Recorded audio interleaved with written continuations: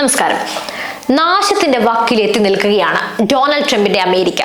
ദശാബ്ദങ്ങളായി ലോകത്തിന്റെ അധികാര കേന്ദ്രം, സാമ്പത്തിക ശക്തി, സൈനിക മേധാവിത്വം എല്ലാം ആ കൈക്കുള്ളിലാക്കിയ ലോക പോലീസിന് ഇന്ന് സർവ്വതും നഷ്ടമാവുകയാണ്. അതെ, ഇന്ന് ചരിത്രപരമായ മാറ്റങ്ങൾ നമ്മൾ നേരിട്ട് കണ്ടുകൊണ്ടിരിക്കുന്നു. ഇതിനെല്ലാം കാരണമായ അല്ലെങ്കിൽ തെളിവായ ആ സംഭവത്തെ നമ്മൾ ഒരിക്കലും വിട്ടുപോകാൻ പാടില്ല. അത് നിങ്ങൾ കരുതും പോലെ താരിഫൊന്നുമല്ല, അതിലും വലിയൊരു സംഭവം നടന്നു കഴിഞ്ഞു.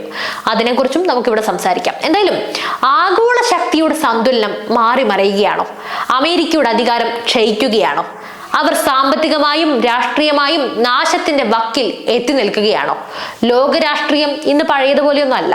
ഇന്ത്യ, ചൈന, റഷ്യ, ഉത്തര കൊറിയ ഈ 4 രാജ്യങ്ങൾ പുതിയൊരു ലോകക്രമത്തിന് അടിത്തറയിടുമ്പോൾ ലോകം ഒരു പുതിയ അധികാര സമവാക്യത്തിന് സാക്ഷ്യം വഹിക്കുകയാണ്.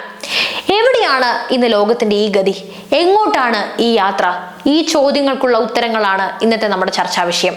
നമ്മൾ ഇന്ന് ചർച്ച ചെയ്യുന്നത് ഒരു രാജ്യത്തിന്റെ പതനത്തെക്കുറിച്ചും, അതായത് അമേരിക്കയുടെ പതനത്തെക്കുറിച്ചും, ഒരു പുതിയ ലോകശക്തിയുടെ ഉദയത്തെക്കുറിച്ചും, ഒപ്പം ലോക രാഷ്ട്രീയം എങ്ങനെ മാറി മറയുന്നു എന്നതിനെ കുറിച്ചും കൂടിയാണ്. ഏതാനും ദിവസങ്ങൾക്ക് മുമ്പ് ലോകത്തിന്റെ ശ്രദ്ധ മുഴുവൻ ചൈനയിലെ ടിയാൻജിനിൽ നടന്ന ഒരു കൂറ്റൻ സൈനിക പരേഡിലായിരുന്നു. ഇത് വെറുമൊരു സൈനിക പരേഡ് ആയിരുന്നില്ല, മറിച്ച് ലോകത്തിന് ഒരു മുന്നറിയിപ്പും ശക്തി പ്രകടനവുമായിരുന്നു.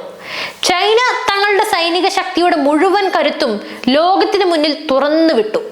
10,000-കണക്കിന് സൈനികർ, ലക്ഷക്കണക്കിന് സൈനികർ അണിനിരന്ന ഈ പരേഡിൽ അമേരിക്കയ്ക്ക് പോലും ഭീഷണിയാകാൻ കഴിവുള്ള അത്യാധുനിക ആയുധങ്ങളുടെ ഒരു നിര തന്നെ പ്രദർശിപ്പിച്ചിരുന്നു.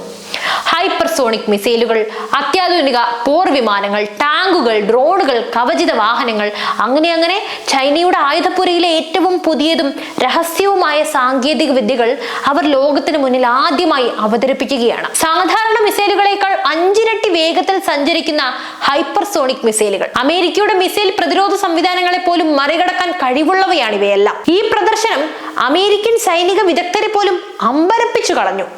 ഈ പരേഡ് ഒരു വിജയദിന ആഘോഷം മാത്രമായി നമുക്ക് കണക്കാക്കാനാകില്ല. 2ാം ലോക മഹായുദ്ധത്തിൽ ജപ്പാനെതിരെ നേടിയ വിജയത്തിന്റെ വാർഷികം ആഘോഷിക്കുമ്പോൾ Chinese president Xi Jinping American president Donald ട്രംപിന് ഒരു പരോക്ഷമായി മറുപടി നൽകുന്നു. ചൈനയുടെ വളർച്ചയെ തടയാൻ ആർക്കും കഴിയില്ല. ചൈന എപ്പോഴും മുന്നോട്ട് കുതിക്കും. ചൈനയെ ഒന്ന് തൊടാൻ പോലും ആകില്ല. ഇത് ചൈനയുടെ പ്രസിഡന്റായ ഷീ ജിൻപിങ് പ്രഖ്യാപിക്കുന്നു. ഈ വാക്കുകൾ ചൈനയും അമേരിക്കയും തമ്മിലുള്ള ആ യുദ്ധം കൊടുമ്പിരി കൊണ്ടിരിക്കുന്ന ഈ ഒരു കാലഘട്ടത്തിൽ വലിയ പ്രാധാന്യമാണ് അർഹിക്കുന്നത്. ഈ സൈനിക പരേഡിന്റെ ഏറ്റവും ശ്രദ്ധേയമായ ഒരു കാര്യം റഷ്യൻ പ്രസിഡന്റ് വ്ളാഡിമിർ പുടിനും ഉത്തര കൊറിയൻ നേതാവ് കിം ജോങ് ഉന്നും അടക്കം 27 രാഷ്ട്ര തലവന്മാർ ഈ ചടങ്ങിൽ പങ്കെടുത്തു എന്നതാണ്. ലോകരാജ്യങ്ങൾ ഒറ്റപ്പെടുത്താൻ ശ്രമിക്കുന്ന ഉത്തര കൊറിയയും പാശ്ചാത്യ ശക്തികൾക്ക് അനഭിമതനായ റഷ്യയെയും ചേർത്ത് ചൈന ഒരു പുതിയ സഖ്യം രൂപപ്പെടുത്തുന്നു എന്ന വ്യക്തമായ സന്ദേശമാണ് ഈ സാന്നിധ്യം നൽകുന്നത്. ഇത് വെറുമൊരു സാധാരണ കൂടിക്കാഴ്ചയായി നമുക്ക് ആർക്കും വിലയിരുത്താനാകില്ല. മറിച്ച് അമേരിക്കയുടെ ഏകധ്രുവ ലോകത്തിന് ഒരു ബദൽ ശക്തിയായി ഉയർന്നു വരാൻ ശ്രമിക്കുന്ന രാജ്യങ്ങളുടെ കൂട്ടായ്മയാണ്.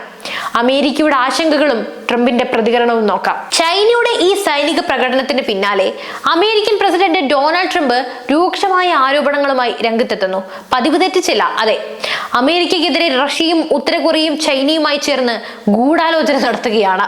ഇത് ട്രംപ് പറയുന്നു. സമൂഹ മാധ്യമങ്ങളിൽ ട്രംപ് കുറിച്ച ഈ വാക്കുകൾ അമേരിക്കയുടെ ആശങ്കകൾ വ്യക്തമാക്കുന്നു. ഇത് കണ്ട് എല്ലാവരും ചിരിയടക്കാൻ പാടുപെടുകയാണ്. ചൈനയെ സ്വതന്ത്രമാക്കാൻ ഒട്ടേറെ അമേരിക്കക്കാർ ജീവൻ വെടിഞ്ഞിട്ടുണ്ട്. അവരുടെ ത്യാഗം മറക്കരുത് എന്നും ട്രംപ് ഓർമ്മിപ്പിച്ചു. 2ാം ലോക മഹായുദ്ധത്തിൽ ജാപ്പനീസ് അധിനിവേശത്തിൽ നിന്ന് ചൈനയെ മോചിപ്പിക്കാൻ അമേരിക്ക നൽകിയ നിർണായക പിന്തുണയെ ഷീ ജിൻപിങ് തന്റെ പ്രസംഗത്തിൽ പരാമർശിക്കാഞ്ഞതാണ് ട്രംപിനെ ചൊടിപ്പിച്ചത്. ഇത് ചൈനയുടെ ചരിത്രപരമായ നിലപാടിനെ തള്ളിക്കളയുന്നതിന് തുല്യമാണെന്ന് ട്രംപ് ആരോപിക്കുന്നു. ഈ വാക്പോര് ഒരു പുതിയ ശീതയുദ്ധത്തിന് വഴി തുറക്കുമോ എന്ന ഭയം ലോക രാഷ്ട്രീയ നിരീക്ഷകർക്ക് നൽകിയിട്ടുണ്ട്. അമേരിക്കൻ തീരുവകൾ ചൈനയുടെ കയറ്റുമതി മേഖലയെ പ്രതികൂലമായി ബാധിച്ചതോടെയാണ് ഇരു രാജ്യങ്ങളും തമ്മിലുള്ള വ്യാപാര യുദ്ധം ആരംഭിക്കുന്നത്. അല്ലെങ്കിൽ തന്നെ 2 രാജ്യങ്ങളും അത്ര രസത്തിലല്ല. അതിനെക്കുറിച്ച് നമുക്ക് പിന്നീട് സംസാരിക്കാം. ഇതിനു പിന്നാലെയാണ് റഷ്യയും ചൈനയും തമ്മിലുള്ള വ്യാപാര ബന്ധം വീണ്ടും ശക്തി പ്രാപിക്കുന്നത്. അമേരിക്കയുടെ സാമ്പത്തിക സമ്മർദ്ദങ്ങൾ ചൈനയുടെയും റഷ്യയുടെയും ഒത്തുചേരലിന് കാരണമായെന്ന് നിരീക്ഷകർ പറയുന്നു. ഇന്ത്യക്കും റഷ്യക്കും ഇടയിൽ സംഭവിച്ചതും ഇതേ കാരണങ്ങളാണ്. ഇതൊരു സാമ്പത്തിക നീക്കമായി തുടങ്ങി പിന്നീട് ഒരു സൈനിക രാഷ്ട്രീയ സഖ്യമായി വളരുന്ന കാഴ്ചയാണ് ഇന്ന് കാണുന്നത്. ഈ സഖ്യത്തിലെ നിർണായക ശക്തി ഈ ഭൗമ രാഷ്ട്രീയ മാറ്റങ്ങളിൽ ഇന്ത്യയുടെ പങ്കും വളരെ നിർണായകമാണ്. അമേരിക്കൻ നയങ്ങൾ കാരണം ചൈനയും റഷ്യയും അടുക്കുന്ന ഈ സാഹചര്യത്തിൽ ഇന്ത്യയുടെ നിലപാട് അമേരിക്കയെ തെല്ലൊന്നുമല്ല അസ്വസ്ഥമാക്കുന്നത്. ഇന്ത്യയും ചൈനയും വീണ്ടും അടുക്കുന്നതും ട്രംപാണ് കാരണക്കാരനെന്നാണ് ലോകം പറയുന്നത്. ഇന്ത്യയുടെ വിദേശ നയം എപ്പോഴും ഏതെങ്കിലും ഒരു ചേരിയിൽ മാത്രം ഒതുങ്ങാത്ത ഒന്നാണ്. അമേരിക്കയുമായി തന്ത്രപരമായ പങ്കാളിത്തം തുടരുമ്പോൾ തന്നെ റഷ്യയുമായി നൂറ്റാണ്ടുകളായുള്ള പ്രതിരോധ വ്യാപാര ബന്ധങ്ങൾ ഇന്ത്യ നിലനിർത്തുന്നുണ്ട്. അവിടെ അമേരിക്കൻ സമ്മർദ്ദങ്ങളെ അവഗണിച്ച് റഷ്യയിൽ നിന്നും എണ്ണയും ആയുധങ്ങളും ഇറക്കുമതി ചെയ്യാൻ ഇന്ത്യ തീരുമാനിക്കുന്നു. ഇത് ഇന്ത്യയുടെ സ്വയം പര്യാപ്തതയിലും താല്പര്യത്തിലുമുള്ള നിലപാടിന്റെ പ്രതിഫലനമാണ്. അതേസമയം ചൈനയുമായി അതിർത്തി തർക്കങ്ങൾ നിലനിൽക്കുമ്പോഴും വ്യാപാര രംഗത്ത് സഹകരിക്കാൻ ഇന്ത്യ തയ്യാറുമാണ്, ചൈനയും തയ്യാറാണ്.